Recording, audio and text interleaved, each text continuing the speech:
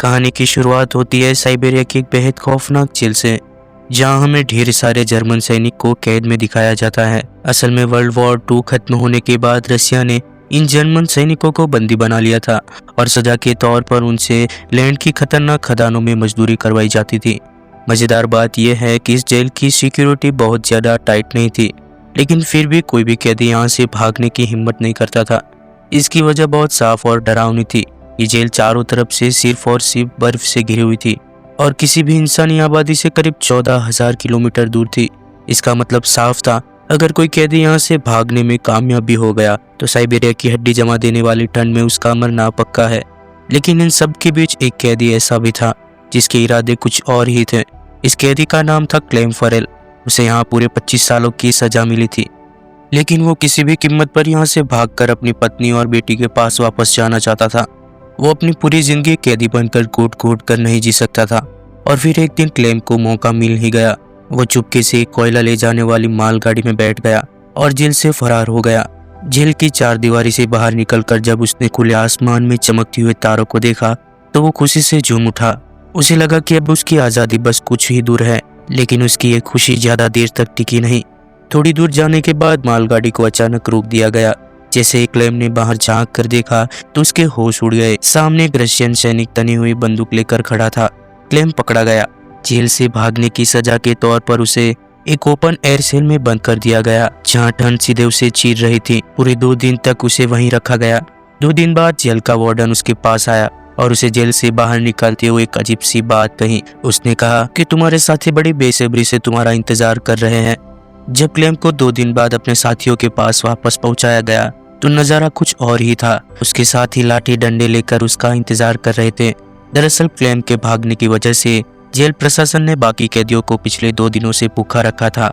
भूख और गुस्से से पागल कैदियों ने क्लेम को देखते ही उस पर हमला बोल दिया।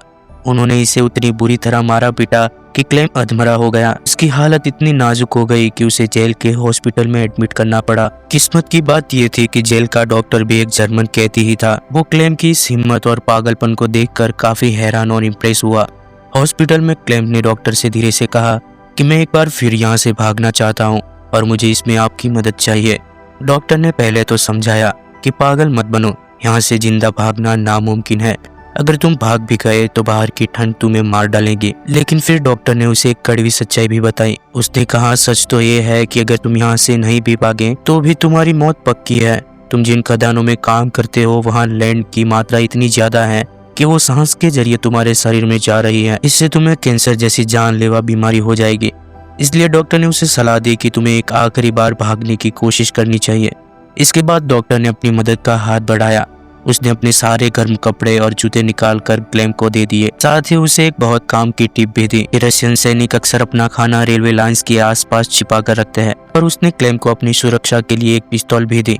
असल में डॉक्टर ने सारा सामान खुद के भागने के लिए इकट्ठा किया था, लेकिन एक हफ्ते पहले ही उसे पता चला था कि उसे खुद कैंसर है और उसके पास अब 1 महीने से ज्यादा का वक्त नहीं बचा है।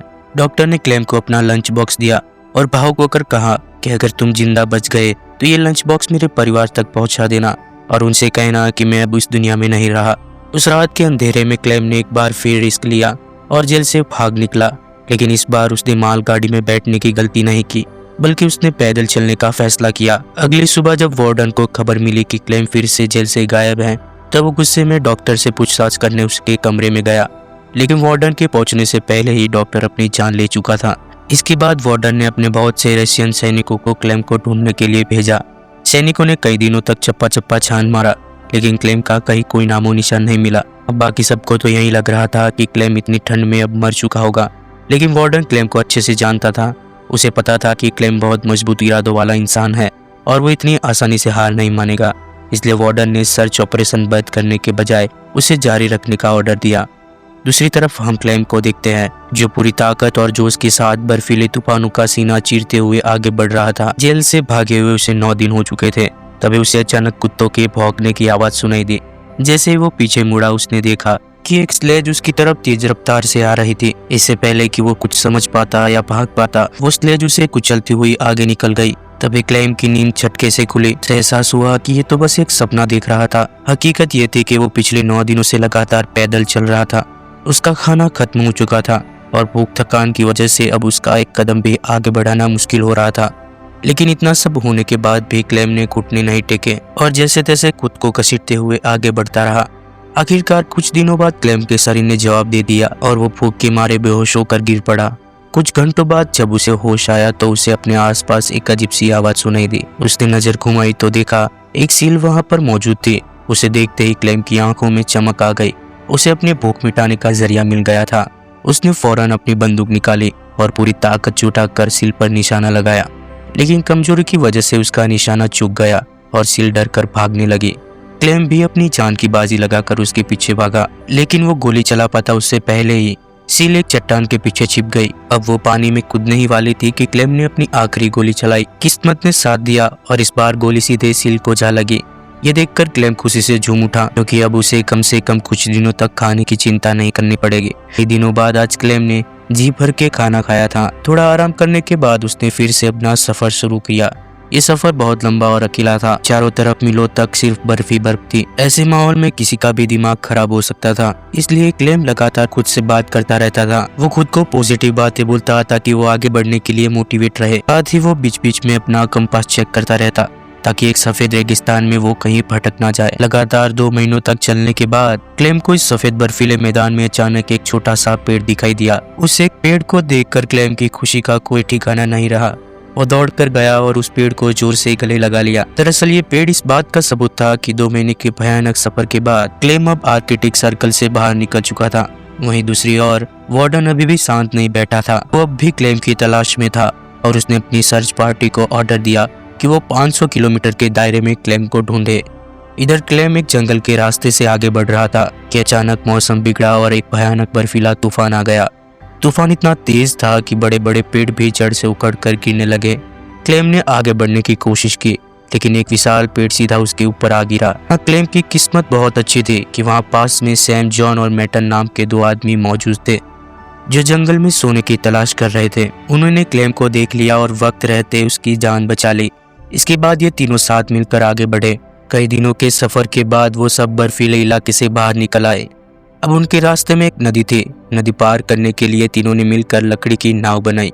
नदी पार करते वक्त टाइम पास करने के लिए वो एक दूसरे को अपने बचपन के किस्से सुनाने लगे। लेकिन तभी नदी का बहाव बहुत तेज और खतरनाक हो गया। उनकी छोटी सी नाव डगमगाने लगी और आउट ऑफ कंट्रोल हो गई। तभी सैम जॉन का बैलेंस बिगड़ा और वो सीधा नदी में गिरा। सैम जॉन को तैरना नहीं आता था, वो डूबने लगा। ये देखकर क्लेम ने बिना अपनी जान की परवाह किए पानी में छलांग लगा दी। ने कड़ी मशक्कत के बाद जैसे तैसे सैम जॉन को किनारे तक पहुंचाया, लेकिन उनका तीसरा साथी मैटन धोखेबाज निकला।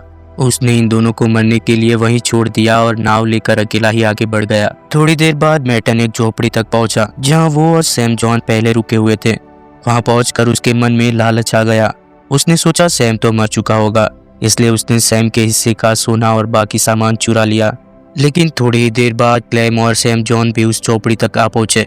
मैटन की इस गद्दारी और धोखे को देखकर सैम जॉन को भयानक गुस्सा आया और उसने मैटन को गोली मारकर खत्म कर दिया। इसके बाद क्लेम और सैम जॉन ने अपना अपना सामान पैक किया और सफर पर आगे निकल पड़े। ये दोनों कई महीनों तक ऐसे ही चलते रहे, सिर्फ एक उम्मीद में कि शायद उन्हें कोई इंसानी बस्ती मिल जाए। सफर इतना लंबा था कि फिर से सर्दियों का मौसम आ गया। आसपास के हरे भरे जंगल भी सफेद बर्फ की चादर में ढक गए। सैम जॉन के पास सामान बहुत ज्यादा और भारी था, इसलिए उसे बर्फ में चलने में बहुत दिक्कत हो रही थी। क्लेम ने एक दोस्त की तरह उसकी मदद करनी चाहिए और कहा कि लाओ थोड़ी देर के लिए अपना सामान मुझे दे दो, तुम्हारा बोझ कम हो जाएगा। लेकिन यहाँ सैम जॉन को गलतफहमी हो गई। उसे लगा कि शायद क्लेम भी मैटन की तरह उसका सोना चुराना चाहता है। डर और शक के मारे उसने क्लेम पर हमला कर दिया और उसे मारकर बेहोश कर दिया। थोड़ी देर बाद जब क्लेम को होश आया तो उसने देखा कि भेड़ियों का एक खूंखार झुंड उसकी तरफ आ रहा है। अपनी जान बचाने के लिए वो पास के एक पेड़ पर चढ़ गया, लेकिन भेड़िया उसका पैर पकड़कर उसे नीचे खींचने की कोशिश करने लगा। जिस पेड़ पर वो चढ़ा था वो काफी पतला था, इसलिए वो क्लेम का वजन नहीं झेल पाया और बीच से टूट गया। क्लेम नीचे गिरा और उसे लगा कि अब उसकी मौत पक्की है, लेकिन तभी अचानक धांय से गोली चलने लगी। क्लेम ने डरते हुए आंख खोली तो देखा सारे भेड़िए मरे पड़े हैं। दरअसल उस इलाके के कुछ स्थानीय शिकारियों ने ऐन मौके पर आकर उसकी जान बचा ली थी। वो शिकारी क्लेम को उठाकर अपने गांव ले गए। वहां गांव वालों ने उसकी खूब सेवा की और इसका इलाज भी किया। सालों की मशक्कत और तकलीफों के बाद आखिरकार क्लेम एक इंसानी बस्ती तक पहुंच गया था। अपने आसपास इतने सारे लोगों को हंसता बोलता देखकर उसे जो खुशी हुई वो बयां नहीं की जा सकती थी। क्लेम कुछ दिनों तक उसी गांव में रुका और गांव वालों ने भी उसकी मेहमान नवाजी में कोई कसर नहीं छोड़ी। लेकिन एक दिन उस गांव में एक सरकारी नोटिस आया। ये नोटिस किसी और ने नहीं बल्कि उसी वार्डन ने भेजा था। उसमें साफ लिखा था कि एक जर्मन कैदी हमारी जेल से फरार है। अगर किसी ने उसे पनाह दी तो उस पर देशद्रोह का मुकदमा चलेगा। अब ना चाहते हुए भी क्लेम को वो गांव छोड़ना पड़ा। लेकिन जाते जाते गांव वालों ने उसे रास्ते के लिए ढेर सारा खाना और शिकारी कुत्ता गिफ्ट में दे दिया। अब इस लंबे सफर में क्लेम के पास एक वफादार साथी था, इसलिए अब उसे उतना अकेलापन महसूस नहीं हो रहा था। चलते चलते उन्हें रास्ते में एक लकड़ी की मिल दिखाई दी। क्लेम का कुत्ता भूख से बेहाल था और वो खाने की खुशबू सूंघकर मिल की तरफ भागा। अपने कुत्ते को बचाने के लिए क्लेम भी उसके पीछे पीछे मिल के अंदर चला गया। वहाँ काम कर रहे मजदूरों ने क्लेम को पहचान लिया, लेकिन उन्होंने उसे पकड़ा नहीं बल्कि अपने मिल के मालिक के पास ले गए। यहाँ क्लेम ने सबको अपनी पूरी कहानी सुनाई। उसकी बात सुनकर सभी का दिल पिघल गया और उनके मन में क्लेम के लिए हमदर्दी जाग उठी। उन्होंने क्लेम को पेट पर खाना खिलाया और चुपके से उसे जर्मनी जाने वाली एक मालगाड़ी में बैठा दिया। क्लेम बहुत खुश था। उसे लगा कि उसकी मुसीबतें अब खत्म हो गई थी और वो बहुत जल्द अपने घर अपने देश पहुंच जाएगा। लेकिन वो इस बात से बिल्कुल अनजान था कि मिल के मालिक ने उसके साथ गद्दारी की है। उसने इनाम के लालच में वार्डन को क्लेम की खबर दे दी थी। अब वार्डन अपने सिपाहियों के साथ अगले स्टेशन पर उसका इंतजार कर रहा था। जैसे ही ट्रेन स्टेशन के करीब पहुंची, क्लेम ने खिड़की से रशियन सैनिकों को देख लिया। खतरा भांपते ही वो मौका देखकर चलती ट्रेन से कूद गया। लेकिन बदकिस्मती की वजह से सैनिकों की नज़र उस पर पड़ गई और वो उसका पीछा करने लगे। क्लेम ने जल्दी से ट्रेन की पटरियां पार करी, लेकिन तभी अचानक वार्डन उसके सामने आकर खड़ा हो गया। वार्डन को सामने देख क्लेम का दिल बैठ गया। इससे पहले कि वार्डन उसे गिरफ्तार करता, क्लेम के वफादार कुत्ते ने वार्डन पर हमला कर दिया और उसे काट लिया। इस अफरा तफरी का फायदा उठाकर क्लेम को भागने का मौका मिल गया, लेकिन तभी पीछे से गोली चलने की आवाज़ आई। क्लेम ने मुड़कर देखा तो उसका कुत्ता मारा जा चुका था। ये देखकर उसे बहुत गहरा सदमा लगा और बहुत दुख हुआ, लेकिन वो रुक नहीं सकता था। वो अपनी पूरी ताकत से दौड़ता रहा। वो एक ऊंचे ब्रिज पर चढ़ा और नीचे से गुजरती हुई ट्रेन पर कूद गया। इस तरह वो अपनी जान की बाजी लगाकर वहाँ से भाग निकला। वक्त बीतता गया। क्लेम धीरे धीरे अपने सफ़र में आगे बढ़ता रहा। देखते ही देखते साल 1952 आ गया। अब क्लेम को जेल से भागे हुए पूरे 7 साल हो चुके थे। फिलहाल वो सेंट्रल एशिया में था और एक गांव के मेले में भटक रहा था। मेले में तरह तरह के खाने पीने की चीज़ सजी थी, लेकिन क्लेम की जेब एकदम खाली थी, इसलिए वो अपना मन मार कर आगे बढ़ने लगा। तभी उसकी नज़र 2 लड़कियों पर पड़ी जो पैनकेक्स बेच रही थी। क्लेम का बहुत मन हुआ, लेकिन पैसे न होने की वजह से वो निराश होकर वहाँ से आगे बढ़ने लगा। तभी उनमें से एक लड़की को उस पर तरस आ गया और उसने पैनकेक का एक टुकड़ा तोड़कर क्लेम को दे दिया। इस मेले में एक यहूदी आदमी भी था जो दूर से ये सब देख रहा था। जब क्लेम एक चर्च में जाकर बैठा तो वो आदमी भी उसके पीछे पीछे वहाँ आ गया। असल में ये आदमी भी किसी ज़माने में वॉर प्रिजनर रह चुका था, इसलिए वो क्लेम के दर्द को समझ सकता था। उसने क्लेम को पुलिस के हवाले नहीं किया बल्कि उसकी मदद करने की ठानी। वो क्लेम को अपने घर ले गया। वहाँ क्लेम ने सालों बाद शेविंग की, नहाया धोया और पुराने साफ सुथरे रूप में वापस आ गया। इसके बाद उस फरिश्ते जैसे आदमी ने क्लेम को एक नया पासपोर्ट बना कर दे दिया ताकि वो रसिया का बॉर्डर क्रॉस कर सके और अपने देश जर्मनी जा सके। जाने से पहले क्लेम ने उस आदमी का तहे दिल से शुक्रिया किया। कुछ हफ्तों बाद क्लेम बॉर्डर पर पहुंच गया। वहाँ मौजूद रशियन सैनिक ने उसका पासपोर्ट मांगा। क्लेम का दिल जोर जोर से धड़क रहा था। उसे डर था कि कहीं ये सैनिक उसे पहचान ना ले, लेकिन खुशकिस्मती से ऐसा कुछ नहीं हुआ।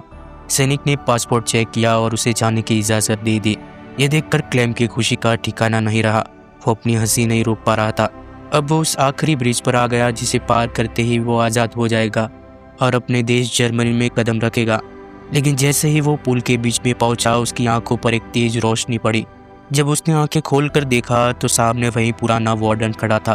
क्लेम ने पीछे मुड़कर देखा तो अभी भी वो रशिया की बॉर्डर पर खड़ा था। इसका मतलब था कि वार्डन अभी भी उसे कानूनी तौर पर गिरफ्तार कर सकता है। क्लेम पूरी तरह टूट गया था। उसकी 7 साल की मेहनत, उसका संघर्ष सब बेकार गया। लेकिन तभी कुछ ऐसा हुआ जिसकी उम्मीद ना तो क्लेम को थी और ना ही हमें। वार्डन ने उसे गिरफ्तार नहीं किया। उसने क्लेम का रास्ता छोड़ दिया और उसे आगे जाने का इशारा किया। दरअसल वार्डन क्लेम की जीने की जिद और उसके हौसले के सामने हार चुका था। शायद उसे भी एहसास हो गया था कि इस आदमी ने अपनी आज़ादी को असल मायनों में कमाया है। आखिरकार क्लेम ने वो बॉर्डर पार कर लिया और अपने देश जर्मनी में कदम रख दिया। वो सीधा अपने घर पहुंचा। वहां उसने अपनी पत्नी और अपनी बेटी को देखा जो अब बड़ी हो चुकी थी। थोड़ी देर बाद जब वो दोनों चर्च जाने के लिए घर से निकले तो क्लेम भी उनके पीछे पीछे चर्च चला गया। चर्च के अंदर क्लेम की बेटी ने उसे पहचान लिया और पापा कहते हुए दौड़ कर आई और अपने पिता के गले लग गए। इतनी सालों बाद पति को जिंदा देखकर उसकी पत्नी बहुत ही खुश थी। तीनों एक दूसरे को गले लगाकर रोने लगे। अगर आपको मेरी वीडियो पसंद आई हो तो वीडियो को लाइक, शेयर और चैनल को सब्सक्राइब करना मत भूलना। धन्यवाद।